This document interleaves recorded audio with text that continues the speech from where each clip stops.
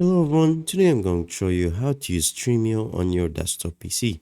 This is going to be a quick application video review, and this will show you how to play any movie or any series of your choice. Make sure to watch the video until the end not to miss any important details. Currently we are on the first main screen for the Stremio application.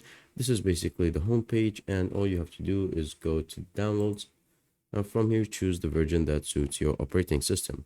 After you finish installing, you can go right ahead and open the application.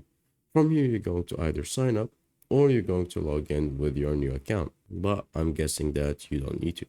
For now, we'll go to for guest. From here, we have all the options necessary and all the movies, all the series available. We have settings to play with. We have all the plugins, but this will require you to log in. We have calendars for releases. We have the library of save, and we have the discovery to discover a new series to watch.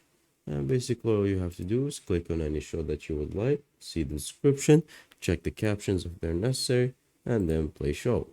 From here, you're going to just wait for it to load and then just watch. Some movies will work, some movies won't, depending on the availability, but whatever is available, then just watch and enjoy it. Thank you guys for watching. See you next time. Bye bye.